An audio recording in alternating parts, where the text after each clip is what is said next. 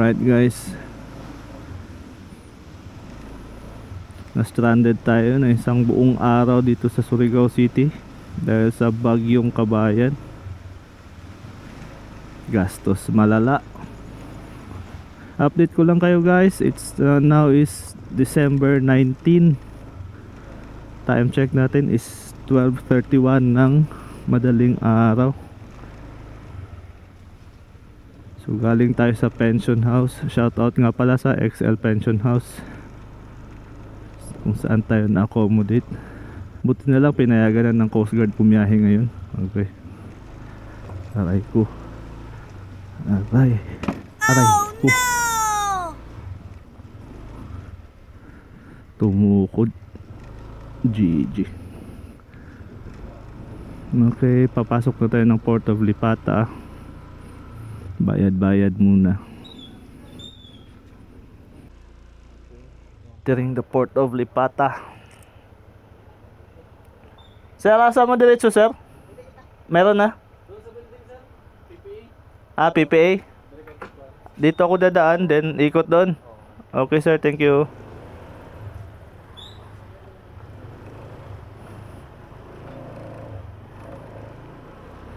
Okay, Port of Lipata, PPA daw.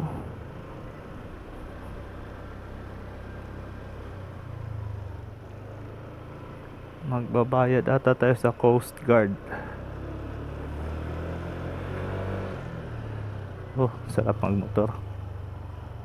Terminal Management Office, ayun.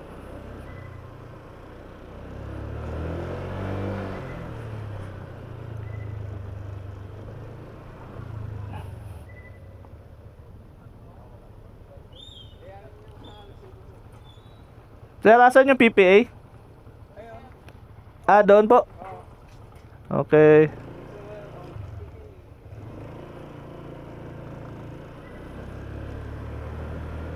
Nawala pa tayo.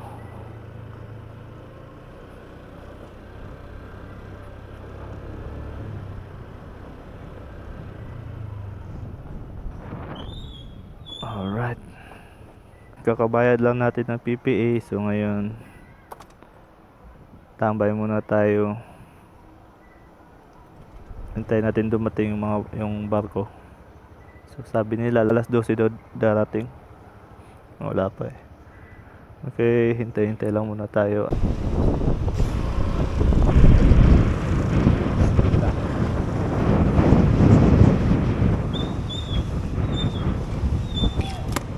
Alright. Sumasayaw.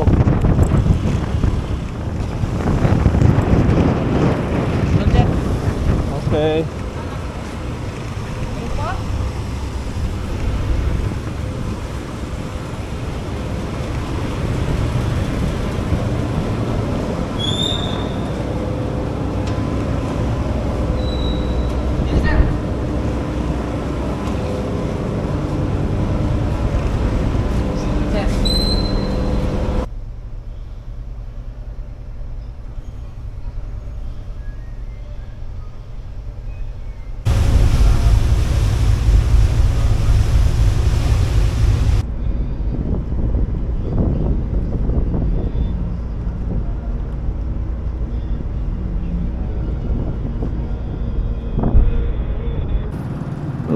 Okay, welcome to Leyte.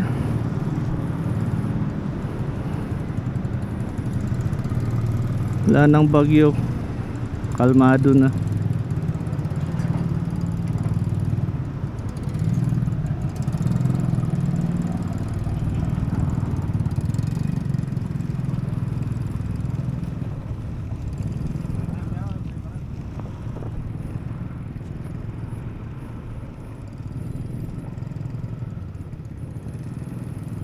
Okay, back ulit puntang Allen.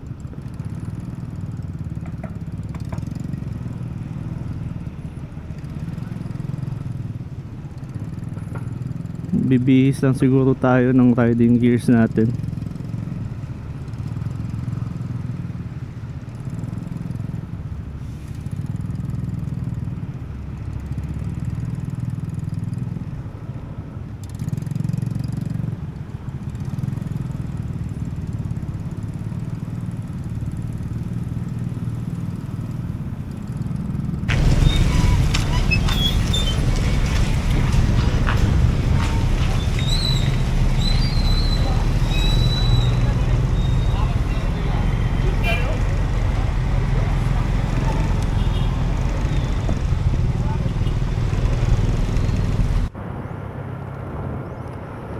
Okay.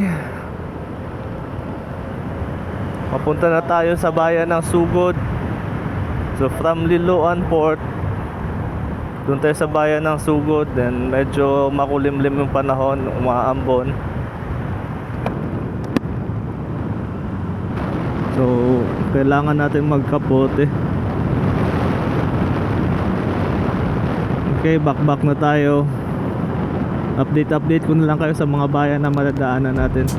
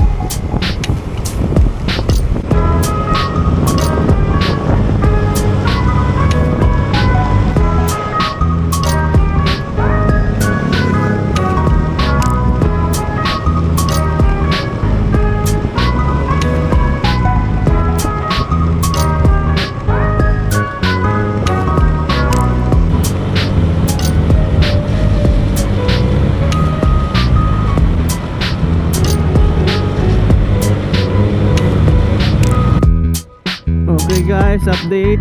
Municipality of Libagon. Hindi ko alam kung malayo pa to sa Tacloban. Pero back pa rin kahit umuulan, umaambon.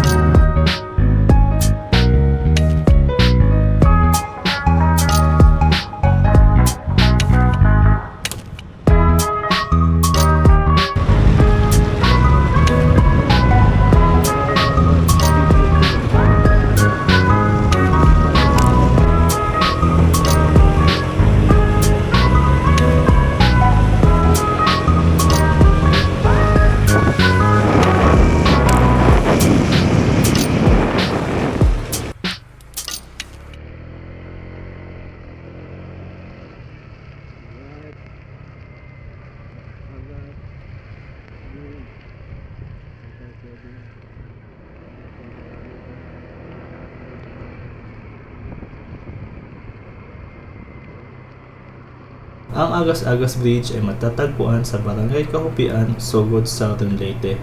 May haba itong 350 meters, may taas na 89 meters. Ito ay tinaguriang the tallest bridge in the Philippines na kumukonekta sa dalawang bundok ng Maharlika Highway. Okay guys, Abuyog Leyte. Siguro tayo. Right. Kaka-gas up lang natin guys.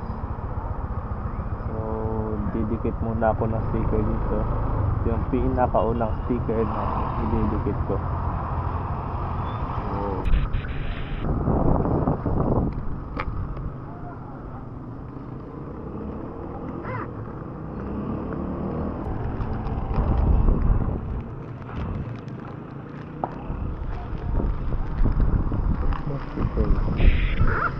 Wala pa tayong final design. Soon makakakuha rin tayo.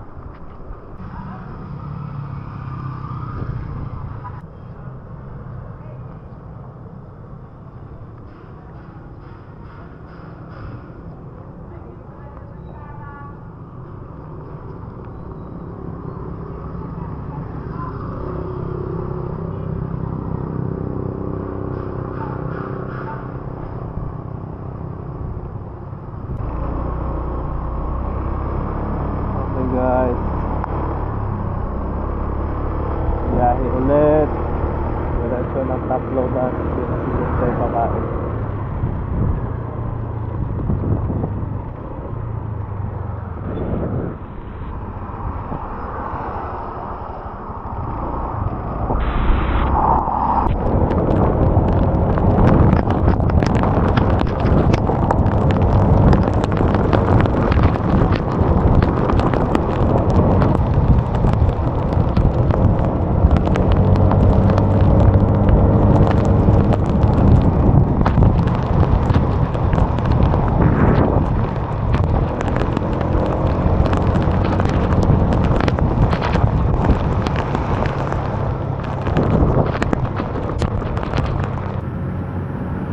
lang gumanda yung panahon. Sana tuloy-tuloy na ito. Nakakapagod yung bumiyahe ng laging basa.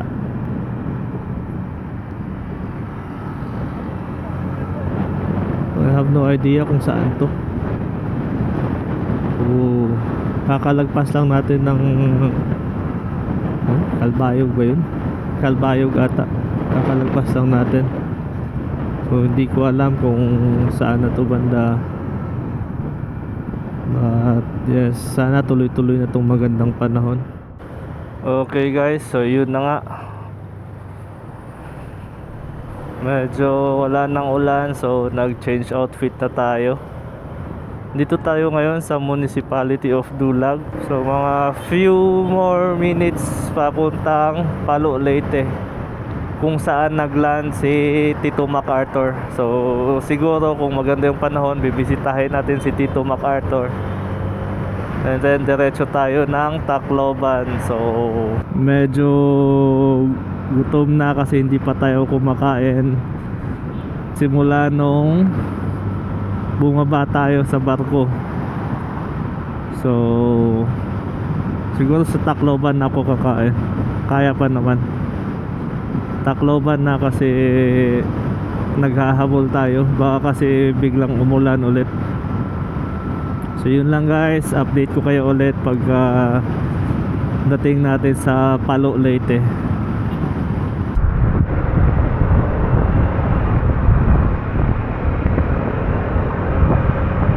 Okay guys, update. Bayan ng Tanawan. So far maganda yung panahon. Sana tuloy-tuloy na ito. Grabe, sobrang nakakapagod yung lagi kang basa. Raincoat yung suot mo. Parang mas nakakapagod. Mas gusto pang ganito yung panahon. Dire-diretso lang tayo Palo Leyte. Bibisitahin natin si Tito MacArthur. And then Tacloban. Sana magandang panahon para makapagpalipad tayo ng drone sa San Juanico Bridge. So yun lang guys, balikan ko kayo at para intersection. So hindi ko alam saan tayo dito. Double check ko muna sa ating Google Map. Okay, update guys, Palo Leyte na tayo. So hahanapin lang natin yung landing site ni Tito MacArthur. Medyo malapit na tayo. So, titingnan lang natin sa Google Maps. Stop tayo dito kasi baka dito na eh. Dito na nga. Kanan tayo dito para sa landing point ni Tito MacArthur. So pwede naman din siguro magpalipad ng drone doon. Sana ganito lang yung panahon. Konting ano lang naman, mga siguro mga 3 to 5 minutes lang na drone shot. Kasi hindi tayo nakapag drone shot nun sa Agas-Agas Bridge kasi umuulan nga, sayang. So dito natin gagamitin yung drone natin. Okay guys, approaching yung landing site ni Tito MacArthur.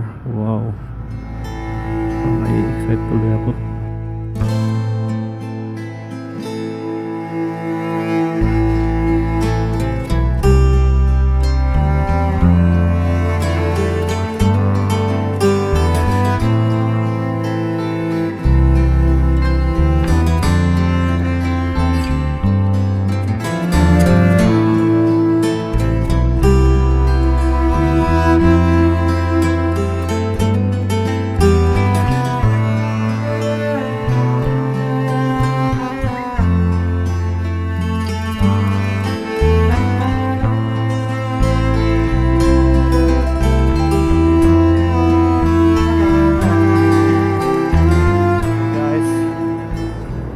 Leaving MacArthur landing site na tayo. So papunta na tayong San Juanico Bridge. Sana ganito pa rin kaganda yung panahon para makapagpalipad tayo ng drone. So after noon, back na kagad, diretso na tayo ng Samar. Iwasan magpagabi sa Samar. Yun yung advice nila. So yes, magpapalipad lang tayo ng drone sa San Juanico Bridge. And then back na tayo papuntang Allen Port. Siguro susubukan nating doon magpalipas ng gabi sa Naga City. So yun lang guys, update ko kayo ulit mamaya. Alright guys, welcome to Tacloban City. Woo! First time ko ganito kaganda. Sana naman wag lang umulan. Gateway to Eastern Visayas. Last stop natin ngayon is for San Juanico Bridge. Pero baka hindi na tayo makakapagpalipad ng drone kasi ganito yung panahon. Siguro pag maganda yung panahon sa pagbalik natin, doon na tayo magpapalipad. Okay guys, balikan ko kayo pag San Juanico Bridge na. Alright, time check, it's 2:39. We are leaving Tacloban City. Ang daming naging aperya. Ay, nako, buti na lang at naging okay lahat. Woo! So ngayon, approaching San Juanico Bridge na tayo.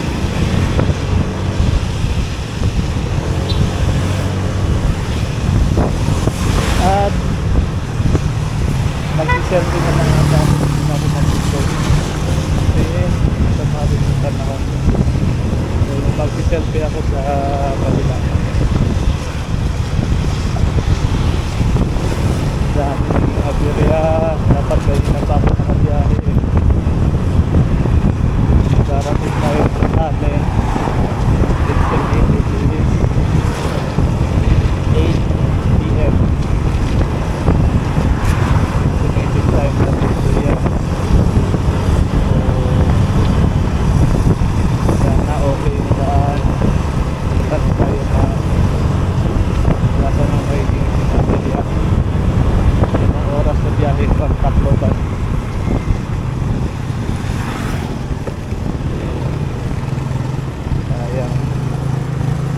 First time ko magmotor sa San Juanico Bridge.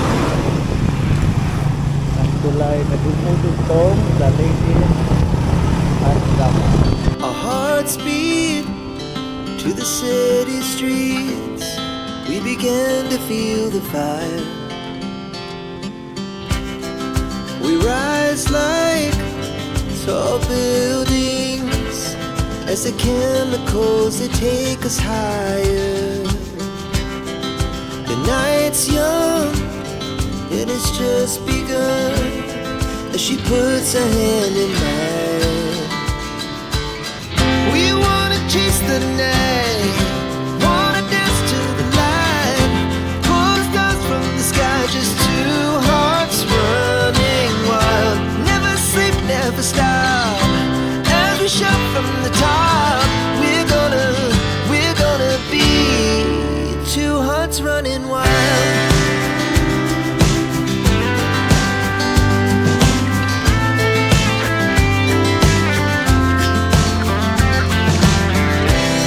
Now the morning is the afternoon. We lay awake in bed. The laughs so loud as the hours pass. We're gonna do it all again. We wanna chase the night, wanna dance to the light, pull the stars from the sky, just two hearts running wild. Never sleep, never stop, as we shout from the top. We're gonna be, we're gonna be two hearts running wild.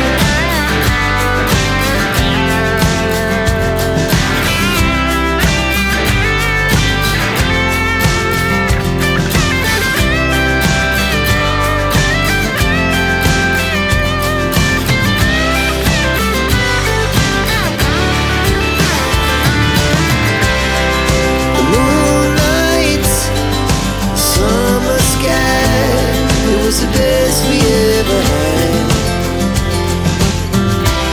And we'll stay on forever. We'll never have regrets.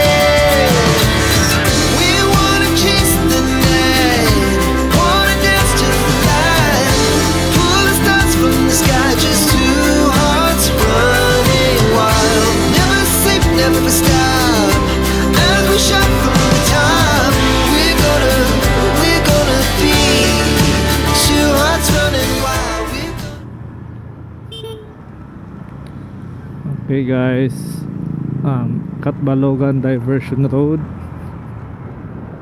So siguro magpapagas lang tayo dito sa Katbalogan, tapos diretso na tayo sa Allen. Titignan natin kung meron pa tayong masasakyan. Kung meron, swerte. Kung wala, edi hintay tayo ng first trip pagkabukas. Yes, ganda din pala ang diversion road nila. Kitang kita yung dagat.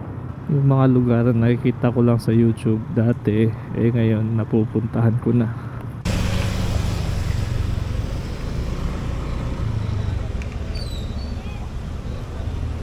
Nga guys, katapos lang natin magpahinga sa Shell Katbalogan. So diretso na tayo pa Allen. Tignan natin kung may biyahe pa ba. So ang biyahe natin is ang biyahe natin is 3 hours and 3 minutes. Pero tingnan natin kung masusunod pa yan kasi medyo mabagal yung takbo natin kasi madilim na nga, napunta na tayo ng gabi.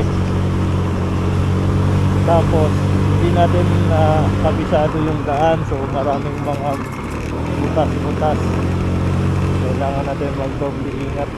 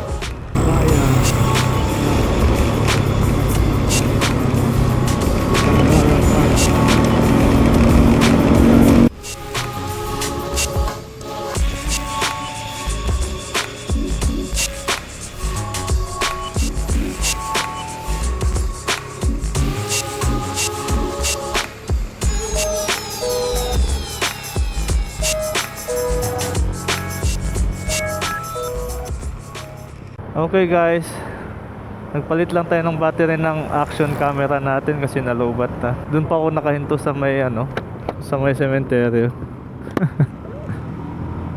Well, okay lang, maliwanag naman. So yes, back pa rin tayo ngayon papuntang Allen. So chinek ko rin yung mga gulong natin, goods pa naman. So far so good. Meron pa tayong babakbakin na 92 kilometers para sa Allen Port.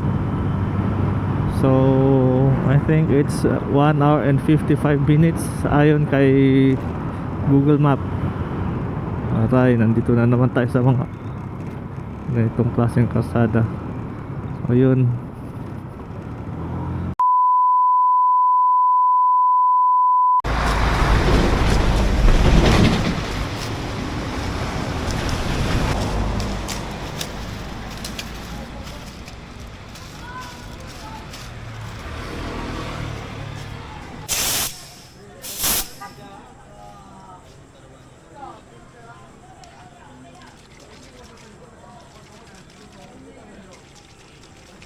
At ayun nga guys, nagka-aberya.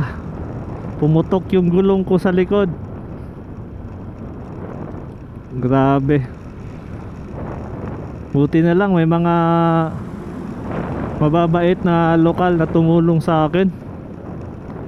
Wala, kung hindi ako tinulungan, hindi ko alam anong gagawin ko nun eh. Walang malapit na vulcanizing. Bigla akong nalubak. Then pumutok yung gulong ko sa likod. Sa sobrang bigat. Woo! Pero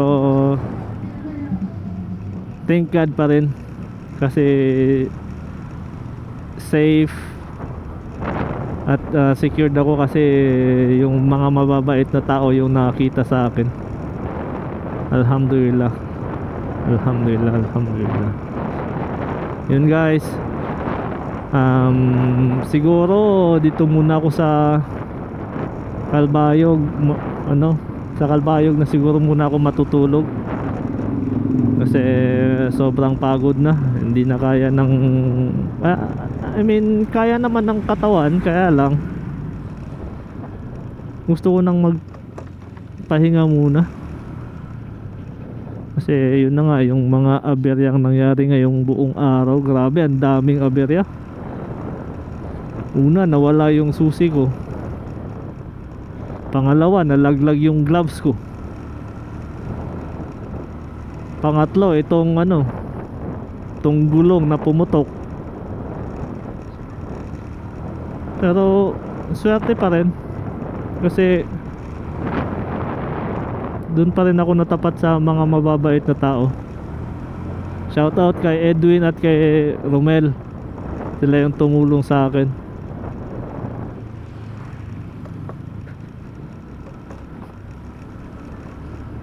Okay guys, update ko lang kayo ulit mamaya.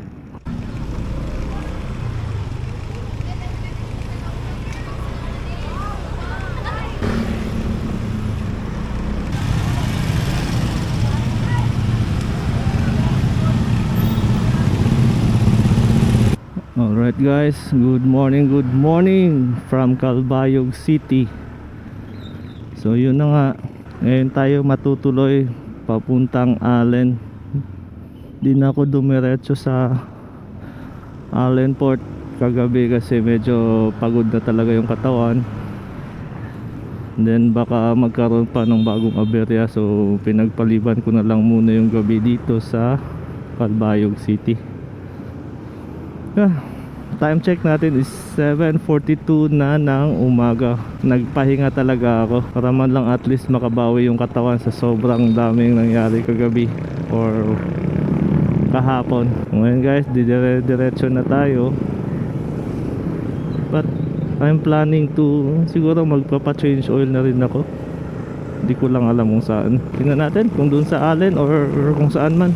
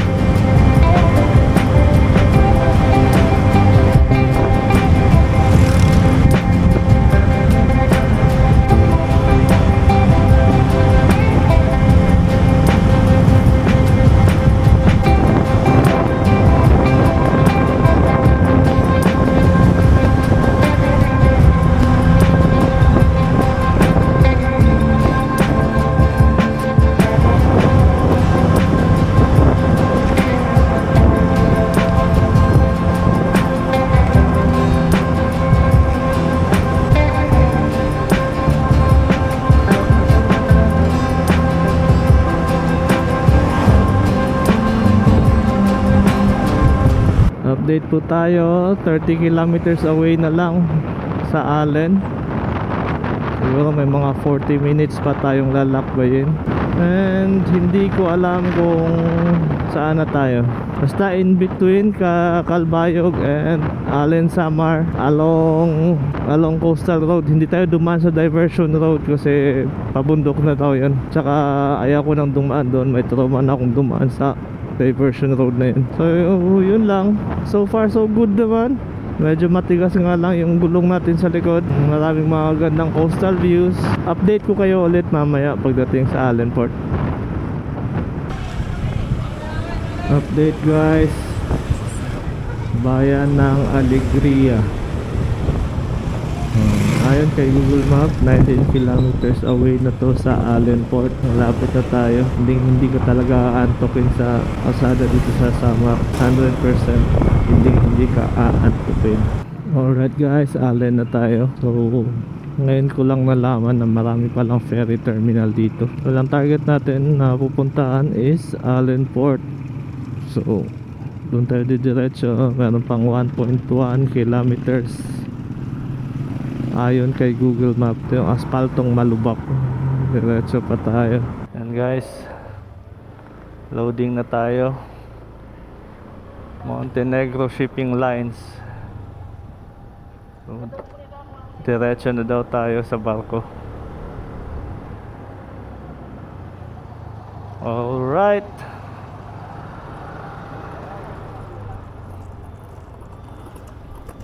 Tatawid na tayo pa Luzon.